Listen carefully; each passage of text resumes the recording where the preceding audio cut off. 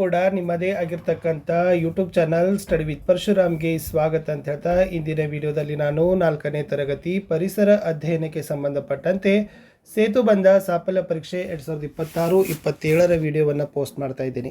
Already ನಾನು ಇದ್ರದ್ದು pre test question paper ಹಾಕಿದ್ದೆ, ಪೂರ್ವ ಪರೀಕ್ಷೆ. ಇವಾಗಿರ್ತಕ್ಕಂಥದ್ದು ಪೋಸ್ಟ್ ಟೆಸ್ಟ್ ಪ್ರಶ್ನೆ ಪತ್ರಿಕೆ.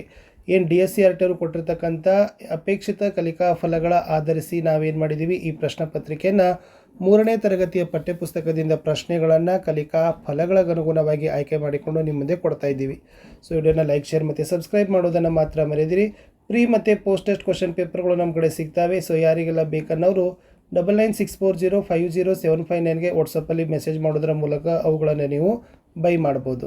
ಮೊದಲ ಪ್ರಶ್ನೆ, ನಿಮ್ಮ ಕುಟುಂಬಕ್ಕೆ ಸಂಬಂಧಿಸಿದಂತೆ 3 ತಲೆಮಾರಿನ ಒಂದು ಸರಳ ಕುಟುಂಬ ವೃಕ್ಷವನ್ನು ರಚಿಸಿ.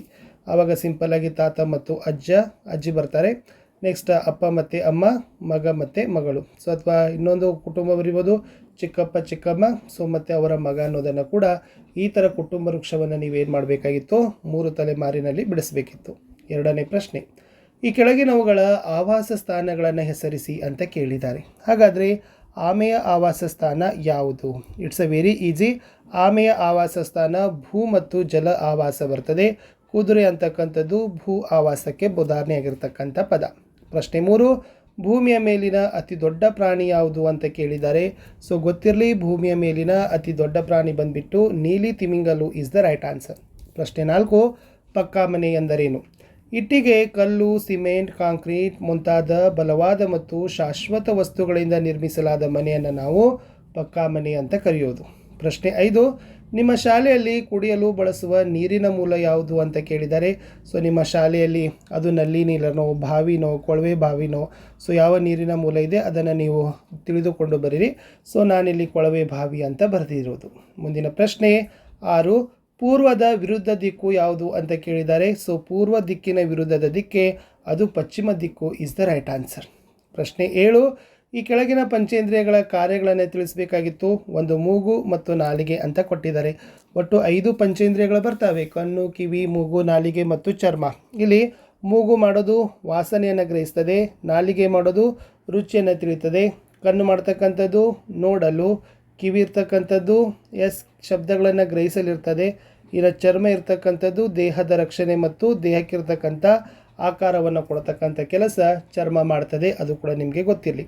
ಪ್ರಶ್ನೆ 8, ನಮಗೆ ಮುಖ್ಯವಾಗಿ ಆಹಾರ ಯಾವ ಮೂಲಗಳಿಂದ ಸಿಗ್ತದೆ ಅಂತ ಕೇಳಿದ್ದಾರೆ. ಸೊ ಮುಖ್ಯವಾಗಿ ಮನುಷ್ಯನಿಗೆ ಆಹಾರ ಸಿಗೋದು ಅದು ಸಸ್ಯ ಮೂಲ ಮತ್ತು ಪ್ರಾಣಿ ಮೂಲ. ಸಸ್ಯ ಮೂಲ ಅಂದರೆ ಎಷ್ಟೋ ತರಕಾರಿಗಳನ್ನು, ಗಡ್ಡೆ ಗೆಣಸುಗಳನ್ನು ತಿಂತೀವಿ. ಪ್ರಾಣಿ ಮೂಲ ಅಂತಂದರೆ ಮಾಂಸ, ಮೀನು, ಮೊಟ್ಟೆಗಳನ್ನು ನಾವೇನು ಮಾಡ್ತೀವಿ, ಸೇವಿಸ್ತೀವಿ. ಸೊ ಹೀಗಾಗಿ ಸಸ್ಯ ಮೂಲ ಮತ್ತು ಪ್ರಾಣಿ ಮೂಲಗಳಿಂದ ನಾವು ಆಹಾರವನ್ನು ಪಡೆಯೋದು. ಪ್ರಶ್ನೆ 9, ರಸ್ತೆ ಸುರಕ್ಷತೆಯ ಯಾವುದಾದರೂ 2 ನಿಯಮಗಳನ್ನು ಬರೀರಿ ಅಂತ ಕೇಳಿದ್ದಾರೆ. ಇಲ್ಲಿ ಯಾವತ್ತೂ ಕೂಡ ನಾವೇನು ಮಾಡಬೇಕಪ್ಪ ಅಂದರೆ ರಸ್ತೆಯ ಸಂಚಾರದ ನಿಯಮಗಳನ್ನು ಪಾಲಿಸ್ತಕ್ಕಂಥ ಕೆಲಸವನ್ನು ಮಾಡಬೇಕು. ಆಮೇಲೆ ರಸ್ತೆಗಳನ್ನು ದಾಟುವಾಗ ನಾವೇನು ಮಾಡಬೇಕು, ಜಿಬ್ರಾ ಪಟ್ಟಿಯಲ್ಲಿ ಏನು ಮಾಡಬೇಕು, ನಡಿಬೇಕು. ಆಮೇಲೆ ದ್ವಿಚಕ್ರ ವಾಹನಗಳನ್ನು ಚಲಾಯಿಸುವಾಗ ಕಡ್ಡಾಯವಾಗಿ ಏನು ಮಾಡಬೇಕು, ಸವಾರ ಹೆಲ್ಮೆಟ್ಗಳನ್ನು ಧರಿಸ್ತಕ್ಕಂಥದ್ದು ಕೂಡ ಒಂದು ರಸ್ತೆ ಸುರಕ್ಷತೆ ನಿಯಮದಲ್ಲಿ ಬರ್ತದೆ.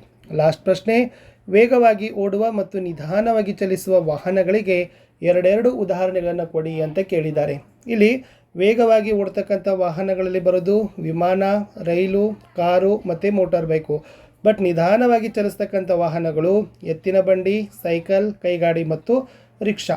ಇಷ್ಟು ಏನಾಗಿತ್ತಂತಂದರೆ 4th EVSಗೆ ಸಂಬಂಧಪಟ್ಟಂತೆ ಪರಿಸರದಲ್ಲಿ ನಾನು ಪೋಸ್ಟ್ ಟೆಸ್ಟ್ ಕ್ವಶನ್ ಪೇಪರನ್ನು ಕೊಟ್ಟಿದ್ದೀನಿ. ಸೊ ಎಲ್ಲ ವಿಷಯಗಳಲ್ಲಿ ಬರ್ತದೆ. ವಿಡಿಯೋನ ಲೈಕ್, ಶೇರ್ ಮತ್ತು ಸಬ್ಸ್ಕ್ರೈಬ್ ಮಾಡೋದನ್ನು ಮಾತ್ರ ಮರೆಯದಿರಿ. ಹೆಚ್ಚಿನ ವಿಡಿಯೋಗಳು ನಮ್ಮ ಯೂಟ್ಯೂಬ್ ಚಾನಲ್ದಲ್ಲಿ ಸಿಗ್ತಾವೆ. ಸೊ ದಯಮಾಡಿ ಅವುಗಳನ್ನು ನೋಡಿ ಅಂತ ಹೇಳ್ತಾ ವಿಡಿಯೋ ವಾಚ್ ಮಾಡಿದ್ದಕ್ಕೆ ಧನ್ಯವಾದಗಳು. ಬಾಯ್.